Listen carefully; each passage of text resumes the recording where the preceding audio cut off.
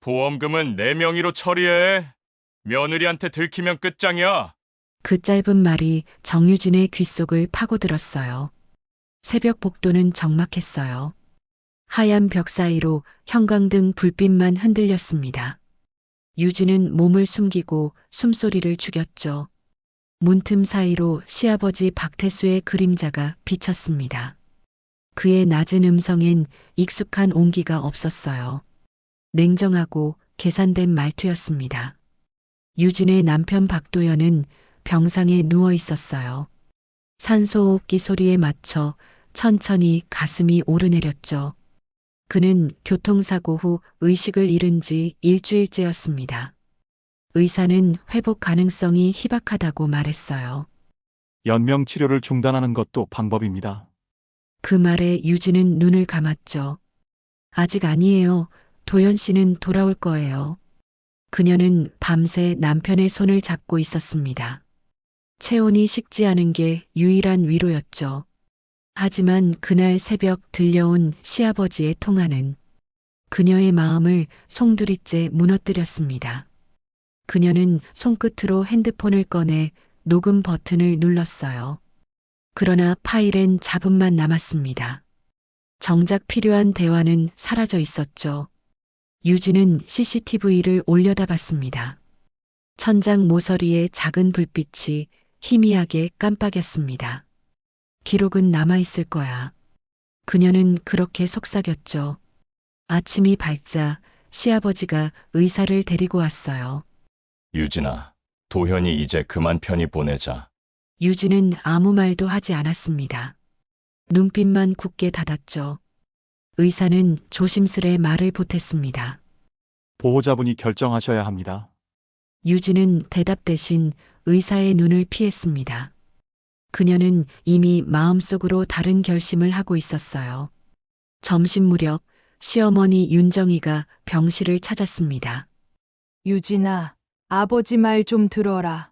이젠 우리도 지쳐버렸어. 유진은 조용히 대답했어요. 저는 아직 포기 못해요. 이건 단순한 사고가 아닙니다. 시어머니는 놀란 표정으로 그녀를 바라봤습니다. 그게 무슨 말이니? 하지만 유진은 대답하지 않았어요. 해가 저물 무렵 복도를 지나는 사람은 거의 없었습니다. 유진은 다시 병실 문틈에 귀를 댔죠. 시아버지의 발소리가 천천히 다가왔습니다. 그는 문 앞에서 잠시 멈추더니 낮게 중얼거렸어요. 내일 서류 마무리해. 며느리한텐 내가 말해두지. 그 말 뒤로 짧은 침묵이 흘렀습니다. 그리고 도연의 이마를 쓰다듬으며 속삭였죠. 아들아, 고생했다. 유진은 피가 얼어붙는 것 같았습니다. 그녀는 자리에서 일어나 조용히 복도를 걸었어요. 발끝으로 걸음을 옮기며 문을 확인했습니다. 전산실 문은 굳게 잠겨 있었어요. 그러나 문틈 사이로 녹화등이 희미하게 켜져 있었죠. 적어도 증거는 남아있어. 그녀는 스스로에게 다짐했습니다. 그날 밤 휴대폰 진동이 울렸습니다. 새벽 영상, 내가 도와줄 수 있어요. 내일 오전 주차장 지하 3층. 발신자는 전산팀이었습니다. 유진은 화면을 닫고 남편의 얼굴을 바라봤어요. 도연 씨, 걱정 마요. 제가 끝까지 밝혀낼게요. 그녀는 남편의 손을 꼭 잡고 눈을 감았습니다. 마음속에 단 하나의 문장이 떠올랐죠. 평온은 끝났다. 이제는 내 차례다. 병실의 불빛이 천천히 꺼졌습니다. 하지만 유진의 눈빛은 오히려 밝아졌습니다. 그녀는 아직 모릅니다. 이 싸움이 얼마나 깊은 어둠 속으로 이어질지. 그러나 단 한 가지, 그녀는 절대 물러서지 않을 겁니다. 이 충격적인 반전은 마지막에 드러납니다. 끝까지 함께 해주세요. 새벽의 싸늘한 공기가 병실을 감쌌습니다. 정유진은 밤새 잠들지 못했어요. 시아버지의 통화가 머릿속에서 떠나질 않았습니다. 며느리한테 들키면 끝장이야. 그 한마디가 귀에 맴돌며 심장을 조여왔죠. 그녀는 남편의 손을 꼭 잡았습니다. 도연 씨, 당신 정말 아무것도 몰랐죠? 입술이 바짝 말라붙었지만 눈빛만은 단단했습니다. 아침이 밝자 유진은 지하 주차장 지하 3층으로 향했습니다. 전날 밤 받은 문자 때문이었죠. 불이 꺼진 주차장은 음산했어요. 차 사이에서 중년 남자가 나타났습니다. 전산팀 명찰을 담그는 작은 USB를 내밀었습니다. 복도 CCTV 백업본입니다. 단, 절대 제 이름은 말하지 마세요. 유진은 두 손으로 그것을 받았습니다. 정말 감사해요. 이게 제 남편을 살릴 수 있을지도 몰라요. 남자는 짧게 고개를 숙이고 어둠 속으로 사라졌습니다. 유진은 곧장 공방으로 갔어요. 불 꺼진 작업대 위에는 미완성 반지와 메모가 남아 있었습니다. 4월 12일 거래 명세 확인. 사고 사흘 전 도연이 남긴 글씨였죠. 그녀는 그것을 사진으로 찍고 USB를 꽂았습니다. 화면 속 복도엔 새벽 0시 40분 시아버지 박태수가 등장했습니다. 그는 누군가와 통화하며 봉투를 건넸습니다. 그 순간 영상이 멈췄습니다. 짧은 정적 후 화면이 새하얗게 깨졌죠. 유진은 숨을 삼켰습니다. 누군가 일부러 지운 거야. 그녀는 복제본을 만들고 다시 병원으로 돌아왔어요. 병실 앞에서 간호사를 마주쳤습니다. 정유진 씨, 오늘 오전에 시아버님이 다녀가셨어요. 유진은 눈을 크게 떴습니다. 혹시 뭐라고 하셨나요? 도연 씨, 연명치료 중단하자고요. 이제 힘들다고. 그 말에 유진의 손끝이 하얗게 질렸습니다. 그녀는 남편의 차트를 확인했죠. 서류 하단에는 보호자 확인 박태수라는 서명이 남아 있었습니다. 그녀가 없는 사이 모든 걸 처리하려 했던 겁니다. 그날 밤 유진은 도연의 휴대폰을 꺼냈습니다. 비밀번호는 결혼기념일이었어요. 폴더 속엔 보험사 서류와 녹취 캡처가 남아 있었습니다. 생명보험 계약자 박도연, 수익자 박태수. 그녀는 몸이 굳었습니다. 과거 도연이 말했던 아버지 이름으로 잠깐만이라는 말이 떠올랐죠. 그것이 이런 의미일 줄 몰랐습니다. 그녀는 곧바로 보험사에 전화를 걸었습니다. 남편 보험 계약 확인하고 싶은데요. 직원은 잠시 머뭇거리다 대답했어요. 최근 수익자 변경 내역이 있습니다. 지난주에요. 그 주는 도연이 사고 난 바로 다음 주였습니다. 유진은 핸드폰을 쥔 손에 힘을 주었습니다. 밤이 깊자 시어머니 윤정이가 병실을 찾았습니다. 유진아, 아직 병원에 있었니? 유진은 고개만 끄덕였어요. 아버지 말대로 이제 도연이 편히 보내주자. 그녀는 간절한 눈빛으로 말했다. 유진은 조용히 되물었죠. 어머니, 혹시 아버님이 보험 얘기하신 적 있으세요? 윤정이는 눈을 피했습니다. 그게 무슨 말이니? 손끝이 미세하게 떨렸습니다. 유진은 확신했어요. 이 가족 안에서 자신만 모르는 무언가가 있음을. 윤정이가 떠난 뒤 유진은 병실 불을 껐습니다. 창밖에는 비가 내리고 있었어요. 그녀는 도연의 손을 꼭 잡고 속삭였습니다. 당신의 사고 우연이 아니죠? 눈물이 떨어졌지만 표정은 결의로 굳어 있었습니다. 이제 그녀는 두려움보다 분노에 가까웠어요. 다음 날 유진은 경찰서를 찾았습니다. 남편의 사고가 단순하지 않습니다. 형사는 서류를 보며 고개를 저었습니다. 이미 종결된 교통사고입니다. 유진은 USB를 꺼내 책상 위에 올렸습니다. 이 영상이 조작됐어요. 제 시아버지가 연루돼 있어요. 형사는 귀찮다는 듯 대답했죠. 편집 오류 같네요. 증거로는 부족합니다. 그녀의 얼굴이 차갑게 굳었습니다. 이 싸움 결국 나 혼자네. 병원으로 돌아온 유진은 복도 끝에서 낯선 남자를 봤습니다. 그는 전날 주차장에서 봤던 전산팀 직원이었어요. 하지만 이번엔 눈을 피했습니다. 그녀는 느꼈습니다. 누군가 이미 입을 막은 거였죠. 그녀는 조용히 중얼거렸습니다. 당신들을 절대 용서하지 않을 거예요. 창문 밖 비가 멈췄습니다. 그리고 어둠 속에서 도연의 손가락이 미세하게 움직였어요. 유진은 그 변화를 놓치지 않았습니다. 도연 씨, 방금 움직였죠? 그녀는 울먹이며 웃었습니다. 됐어요. 이제 시작이에요. 비 내린 창문에 유진의 얼굴이 희미하게 비쳤습니다. 그 표정엔 슬픔보다 분노가 깊게 새겨져 있었죠. 그리고 그날 밤 그녀는 마음속으로 하나의 문장을 새겼습니다. 진실을 들춰낼 땐 상처도 함께 깨어난다. 비 내리던 밤 병실 불빛이 차갑게 흔들렸습니다. 정유진은 남편의 손을 붙잡은 채 아무 말도 하지 않았어요. 시어머니의 이제 보내주자는 말이 귓속에 메아리 쳤죠. 남편은 여전히 의식이 없고 숨결만 희미하게 이어졌습니다. 그녀는 속삭이듯 중얼거렸어요. 당신을 해친 사람들, 내가 반드시 찾아낼 거예요. 그 목소리엔 더는 두려움이 없었습니다. 눈물 대신 서늘한 의지가 자리했죠. 다음 날 유진은 병원비 독촉장을 받았습니다. 며칠 사이 밀린 금액이 눈덩이처럼 불어났습니다. 의사는 치료비 미납 시 퇴원을 검토해야 한다고 했어요. 유진은 입술을 깨물며 대답했습니다. 며칠만 더 시간을 주세요. 돈은 마련할 거예요. 그러나 병원장은 냉정했죠.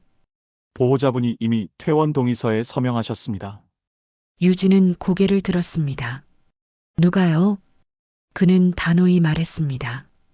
박태수님이요. 환자 아버지시잖아요. 순간 유진의 얼굴이 하얗게 질렸습니다. 그녀는 병실로 뛰어가 차트를 확인했습니다. 퇴원 동의란에 굵은 글씨로 박태수가 적혀 있었습니다. 이게 무슨 짓이에요? 유진은 한참을 서류를 바라봤습니다. 손끝이 떨리고 눈앞이 흔들렸습니다. 그녀는 병원 CCTV실로 향했어요. 보안 요원이 막아섰죠. 관계자 외 접근 불가입니다. 유진은 울음을 삼키며 물러섰습니다. 하지만 포기하지 않았어요. 그녀는 복도 벽면에 붙은 카메라 위치를 모두 기록했습니다. 밤이 깊자 병실 안 공기가 무겁게 내려앉았습니다. 유진은 무릎을 꿇고 남편의 얼굴을 바라봤습니다. 당신이 깨어날 때까지 내가 버틸게요. 그녀의 눈동자엔 피곤과 결의가 섞여 있었습니다. 그때 문틈으로 낮은 발소리가 들렸습니다. 누군가 병실 앞에서 멈췄죠. 유진은 재빨리 커튼 사이로 몸을 숨겼습니다. 문이 살짝 열리고 그림자가 스쳤습니다. 낯선 남자의 손이 침대 곁으로 다가왔습니다. 그 손엔 작은 흰 봉투가 들려 있었죠. 남자는 도연의 머리맡에 봉투를 올려두고 돌아섰습니다. 유진은 그가 나가자마자 봉투를 열었습니다. 안에는 계좌 송금 완료, 수익자 변경 완료라는 문장이 찍힌 서류 복사본이 들어 있었습니다. 그녀의 손끝이 부르르 떨렸어요. 보험금까지 끝냈다고? 그녀의 목소리가 허공에 흩어졌습니다. 그녀는 복도 끝까지 달려나갔지만 남자는 이미 사라지고 없었습니다. 그날 밤 유진은 병실 의자에 앉은 채 잠이 들었습니다. 꿈속에서 도연이 자신을 부르는 목소리를 들었죠. 유진아, 그날 그게 아니야. 그녀는 놀라서 눈을 떴습니다. 숨이 거칠게 몰아쉬어졌고 심장은 미친 듯 뛰었습니다. 그 순간 도연의 손가락이 아주 미세하게 움직였어요. 유진은 울음을 터뜨렸습니다. 도연 씨, 나 들렸어요. 나 아직 여기 있어요. 그녀는 다시 손을 감싸쥐었습니다. 그러나 안도감은 잠시뿐이었습니다. 병원 복도를 지나던 간호사의 대화가 들렸죠. 그 사건 들었어요? 보험금 처리된 거래요. 그거 가족 중 누가 했다던데. 유진은 걸음을 멈췄습니다. 대화가 멀어지자 그녀는 벽에 등을 기댔습니다.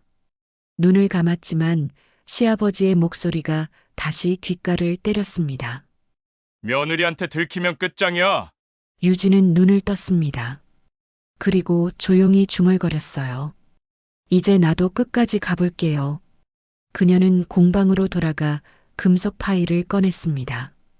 도연이 사고 전날 만든 작업 메모가 남아 있었죠. 그 속엔 보험사 내부 거래 의심이라는 문장이 적혀 있었습니다. 유진은 그것을 노트북 옆에 두고 손가락을 천천히 움직였습니다. 복수라는 단어가 마음속에 새겨졌습니다. 그날 밤 그녀는 처음으로 미소를 지었습니다. 두려움 대신 냉정함이 자리했죠. 그녀는 스스로에게 말했습니다. 이제부터 내가 이 일을 끝낼 거예요. 병실 밖으로 나가던 유진의 걸음은 더 이상 흔들리지 않았습니다. 그녀의 눈빛은 밤보다 차가웠습니다. 그리고 문틈 사이에서 도연의 눈꺼풀이 아주 천천히 떨렸습니다. 정유진은 하얀 벽 앞에서 깊은 숨을 들이켰습니다. 그녀의 눈빛은 이미 결의로 차 있었어요. 더는 눈물로 버티지 않겠다고 마음먹었죠. 그녀는 남편의 침대 옆에 조용히 종이 한 장을 올려뒀습니다. 도연 씨, 이 싸움은 내가 할게요. 다음 날 유진은 노트북 앞에 앉아 있었습니다.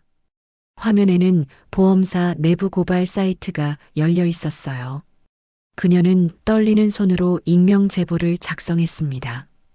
박태수, 보험금 부정 수령 정황, 관련 서류 첨부. 보내기 버튼을 누른 순간 심장이 세차게 뛰었죠. 창문에 비친 자신의 얼굴이 낯설었습니다.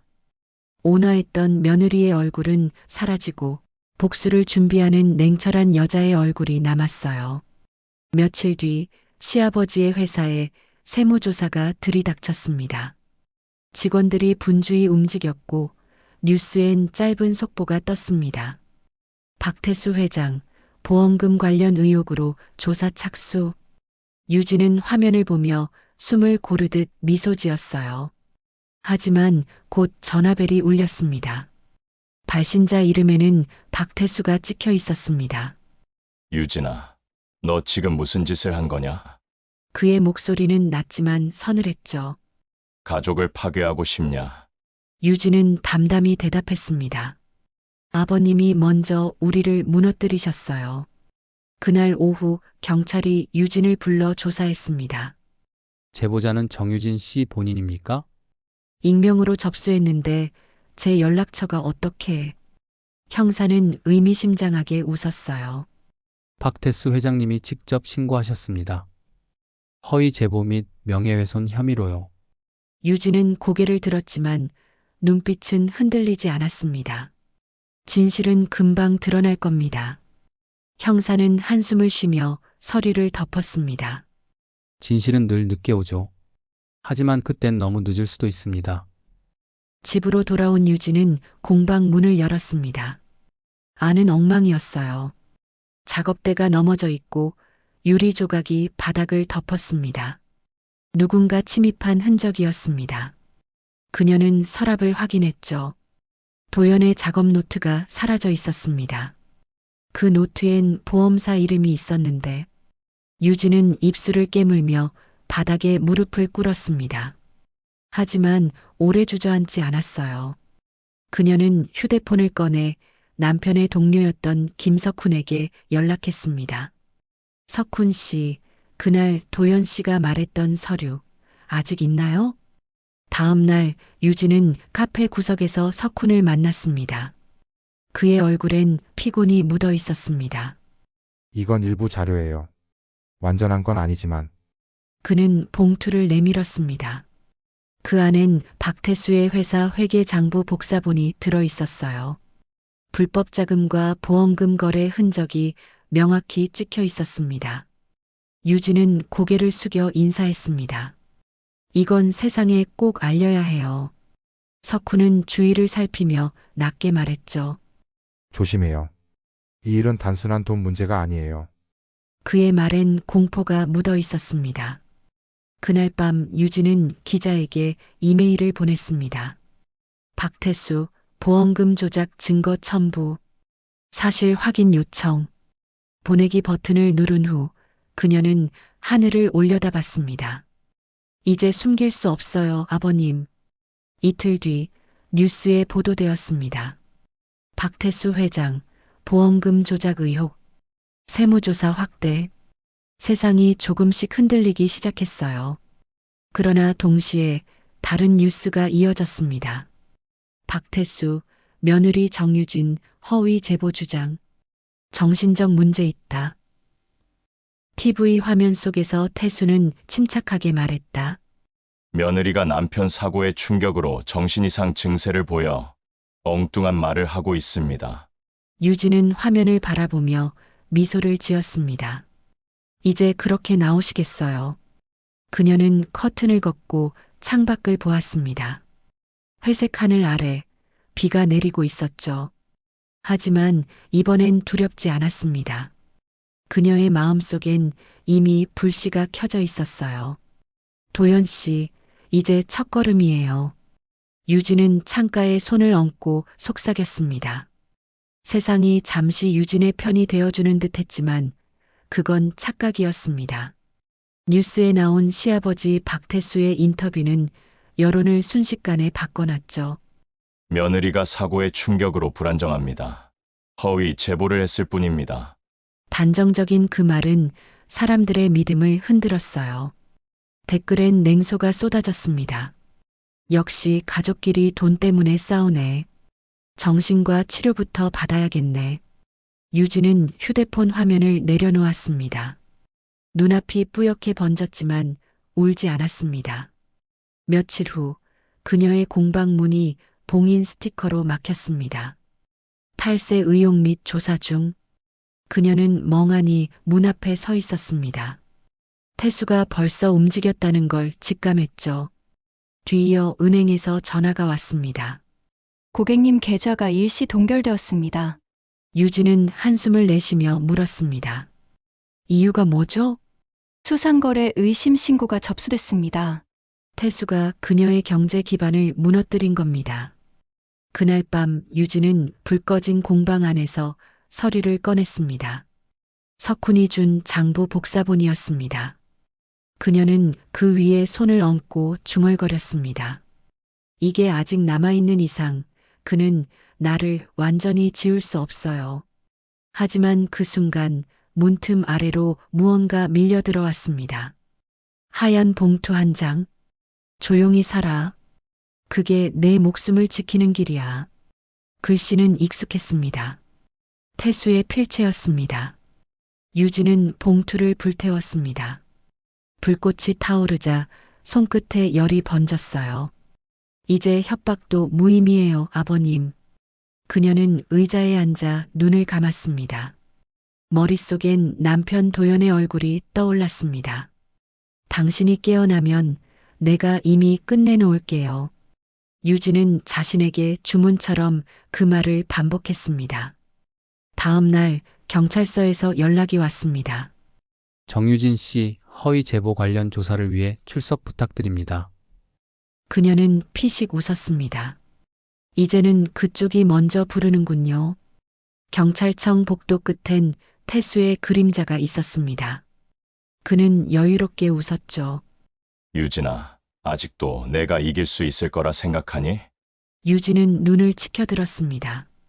그럼요. 왜냐면 저는 진실을 숨기지 않으니까요. 조사실 안은 차가웠습니다. 형사는 서류를 넘기며 물었습니다. 이 장부 어디서 났습니까? 남편의 동료에게 받았습니다. 그 사람이 지금 잠적했습니다. 유진의 눈이 커졌습니다. 석훈 씨가요? 형사는 고개를 끄덕였죠. 어젯밤 연락 두절. 회사에서 사표를 냈다고 합니다. 그녀는 고개를 숙였습니다. 심장이 미세하게 떨렸습니다. 그도 태수의 손에 넘어간 거야. 유진은 경찰서를 나와 곧장 석훈의 집으로 갔습니다. 문은 잠겨 있었고 우편함엔 며칠 된 전단지가 꽂혀 있었습니다. 이웃이 다가와 말했죠. 그분, 어젯밤에 이사 나갔어요. 짐도 없어요. 유진은 고개를 끄덕이며 걸음을 옮겼습니다. 마음 한켠이 무너져 내렸습니다.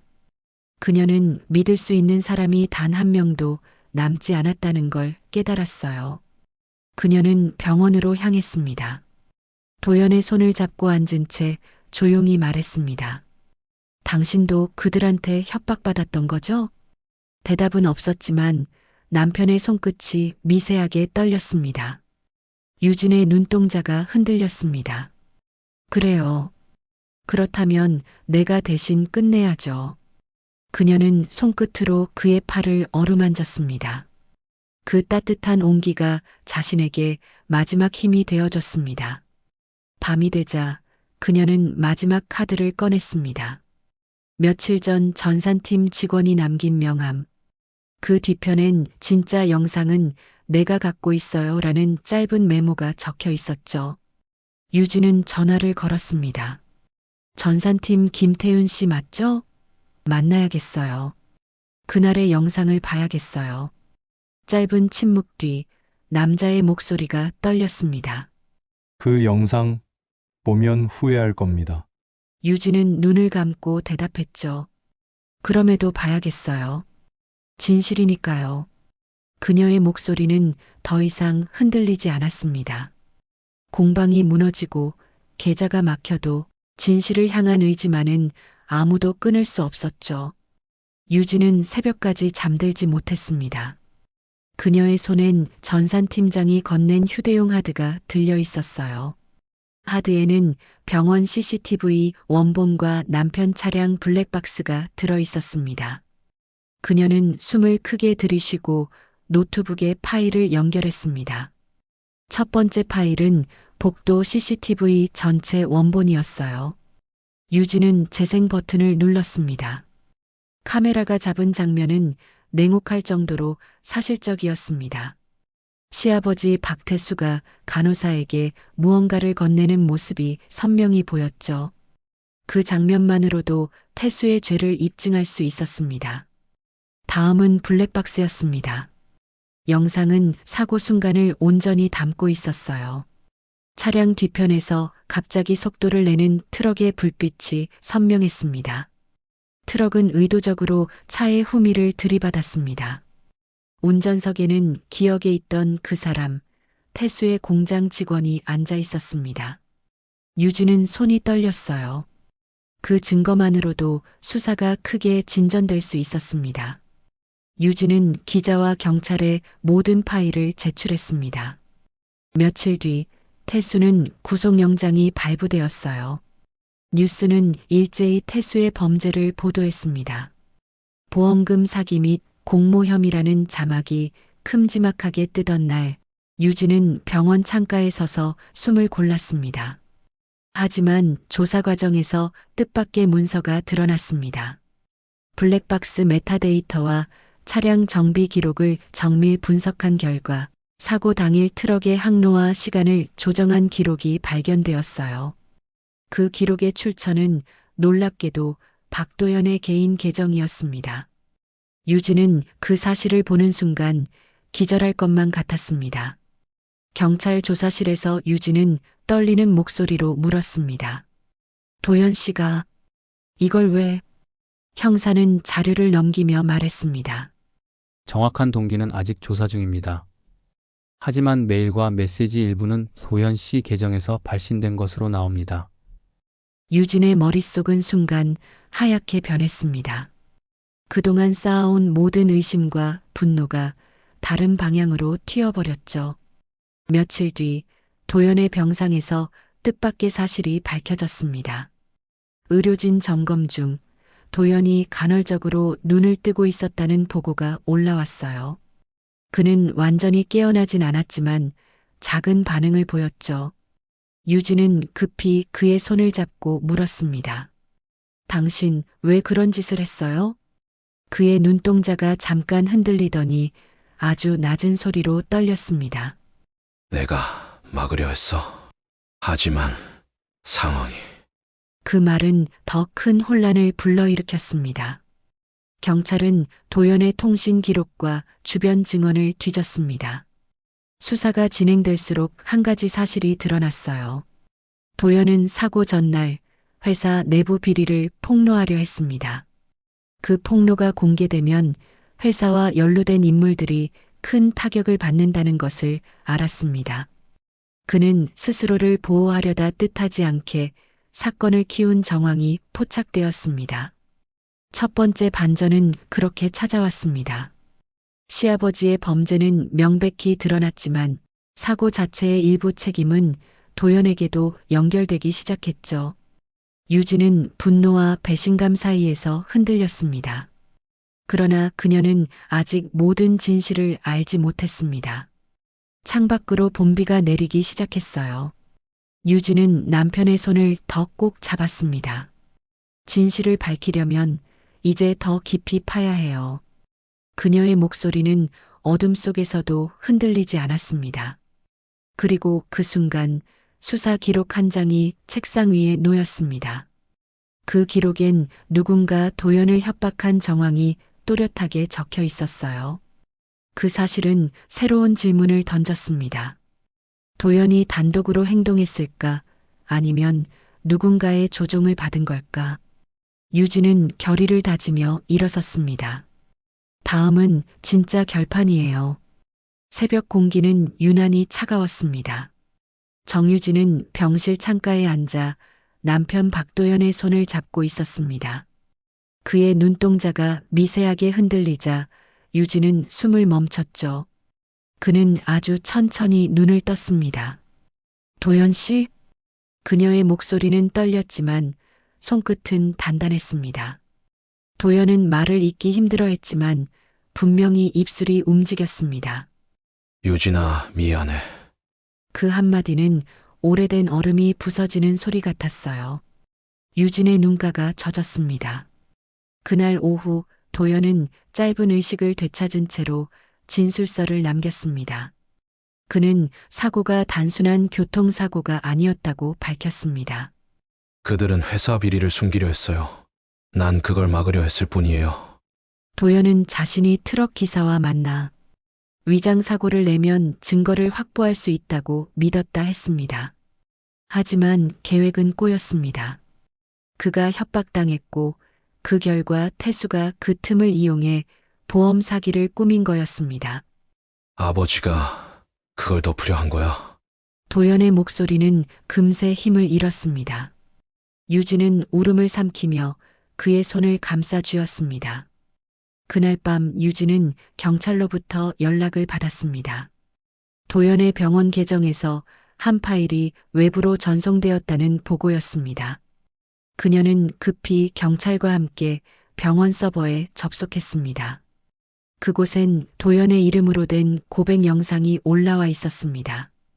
영상 속 도연은 창백한 얼굴로 앉아 있었습니다. 이건 나의 고백이며 내가 모든 걸 시작했지만 진짜 죄인은 따로 있습니다. 그의 눈빛은 떨리고 있었지만 단단했어요. 영상이 재생되는 동안 병원은 숨을 죽였습니다. 나는 회사의 비리를 세상에 알리려 했습니다. 하지만 그 정보를 알고 있던 누군가가 날 협박했어요. 아버지는 그 사실을 알고 보험금을 빌미로 거래했으며 그리고 그 모든 걸 덮으려 했죠. 도연은 천천히 숨을 골랐습니다. 유진아, 미안해. 하지만 이제 진실은 세상에 나갈 거야. 그의 마지막 시선은 카메라를 넘어 아내를 향하고 있었습니다. 그리고 영상은 정적과 함께 끝났습니다. 유진은 화면을 바라본 채 한참 동안 말을 잃었습니다. 눈물이 뺨을 타고 흘러내렸습니다. 그녀의 손끝이 떨렸지만 마음은 차분했어요. 이제 모든 조각이 맞춰졌습니다. 남편의 선택, 아버지의 탐욕, 그리고 자신이 걸어온 길. 그 모든 게 한 줄기의 진실로 이어졌습니다. 다음 날 뉴스는 그 영상을 그대로 보도했습니다. 혼수 상태 남편의 고백 영상 공개, 보험 사기 사건 전모 드러나 도시 전체가 떠들썩했습니다. 태수의 범죄와 도연의 역할이 동시에 밝혀졌죠. 언론은 가족의 붕괴와 속죄의 기록이라 제목을 달았습니다. 유진은 그 기사들을 조용히 지켜봤습니다. 누군가는 그를 비극의 아내라 불렀고 누군가는 진실을 밝힌 사람이라 불렀습니다. 그녀는 시어머니 윤정희를 찾아갔습니다. 오랜만에 본 윤정희의 얼굴엔 깊은 주름이 패여 있었습니다. 어머니, 이제 다 끝났어요. 유진이 말하자 윤정희는 조용히 눈을 감았습니다. 그래도 넌 해냈구나. 유진아, 넌 그 아이를 살렸고 우리 모두를 깨웠어. 그녀의 손끝이 유진의 손등 위에 얹혀졌습니다. 그 순간 유진의 눈가가 다시 젖었어요. 그녀는 더 이상 미워할 수 없었습니다. 남편의 장례식은 조용히 치러졌습니다. 검은 천 사이로 흰 국화향이 퍼졌죠. 유진은 사진 속 도연을 오래 바라봤습니다. 끝까지 진실을 지켰네요. 그래서 아직 당신이 자랑스러워요. 그녀는 그렇게 중얼거리며 마지막 인사를 했습니다. 장례가 끝난 뒤 유진은 병원 옥상에 올랐습니다. 도시의 불빛이 반짝이고 바람이 얼굴을 스쳤죠.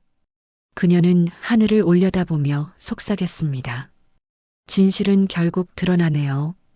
그게 상처든 용서든 피할 수 없는 거죠. 그녀는 그렇게 긴 싸움의 끝을 마주했습니다. 장례가 끝난 지 한 달이 지났습니다. 정유진은 도시 외곽의 작은 마을로 이사했어요. 새로 연 공예교실 간판엔 유진 공방이라는 이름이 걸려 있었습니다. 그녀는 매일 새벽 일찍 문을 열고 조용히 작업대를 정리했죠. 가마의 불빛이 따뜻하게 일렁일 때마다 그녀는 잠시 하늘을 바라보았습니다. 이제 남편 도연의 이름을 불러도 눈물이 나지 않았습니다. 수업을 들으러 오는 사람들은 대부분 중년의 여성들이었습니다.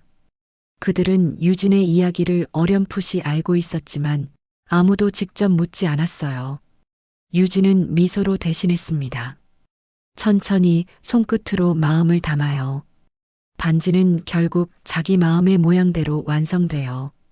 그녀의 목소리는 따뜻하고 잔잔했습니다. 작은 반지 위로 햇살이 부서지며 반짝였죠. 그날 오후 우편함에 낯선 봉투가 하나 꽂혀 있었습니다. 보낸 사람의 이름은 없었습니다. 유진은 천천히 봉투를 열었습니다. 그 안에는 오래된 반지 하나와 짧은 메모가 들어 있었어요. 당신의 용기가 한 사람의 생명을 살렸습니다. 이건 도연 씨가 마지막으로 맡긴 반지예요. 유진은 손끝이 떨렸습니다. 반지 안쪽엔 작게 새겨진 글자가 보였죠. 끝까지 진실을 지켜라. 그녀는 가만히 웃었습니다. 그 웃음엔 슬픔과 안도, 그리고 작별이 함께 섞여 있었죠. 당신 또 나를 울리네요. 그녀는 반지를 손에 끼우며 조용히 속삭였습니다. 공방 안엔 오랜만에 따뜻한 기운이 돌았습니다. 며칠 뒤 유진은 방송국 기자에게 전화를 받았습니다. 그는 마지막 인터뷰를 요청했습니다. 당신은 남편의 죽음 이후에도 복수 대신 용서를 선택했죠. 지금 그 이유를 들을 수 있을까요? 유진은 잠시 생각하다 대답했습니다. 진실은 싸움으로는 완성되지 않아요. 누군가의 잘못을 탓하는 대신 다시 일어서는 게 진짜 복수죠. 그녀는 미소를 띠며 창밖을 바라봤습니다. 그곳엔 환한 햇살이 가득했습니다. 그날 밤 유진은 공방 불을 끄며 혼잣말을 했습니다. 도연 씨, 이제 됐죠? 당신이 지키려던 진실, 이제 내가 이어갈게요. 그녀는 그렇게 문을 닫고 천천히 골목을 걸었습니다. 가로등 불빛이 그녀의 그림자를 길게 늘렸습니다. 그 발걸음은 무겁지 않았어요. 그녀의 삶은 다시 시작되고 있었습니다. 아픈 기억은 여전히 남아 있었지만 이제 그것이 그녀를 무너뜨리지 않았습니다. 그녀는 세상에게 말하지 않아도 알았습니다. 진실은 결국 자신을 자유롭게 만든다는 것을. 하늘엔 별이 반짝였고 공방 창문에는 은은한 불빛이 새어나왔습니다. 그 불빛은 누군가에게 길이 되었고 또 다른 누군가에겐 희망이 되었죠. 유진은 창가에 놓인 반지를 바라보며 미소 지었습니다. 사람은 진실을 외면할 수 있어도 양심은 잠들지 않아요. 누군가의 거짓이 아무리 크더라도 끝내 드러나는 순간이 옵니다. 그날을 기다리는 용기, 그게 인생의 힘이에요. 시청자 여러분, 때로는 진실을 마주하는 일이 가장 고통스러울 수 있습니다. 하지만 그 고통 끝엔 반드시 새로운 시작이 있습니다. 오늘의 이야기가 누군가의 용기가 되길 바랍니다. 여러분은 지금 어떤 진실과 마주하고 계신가요?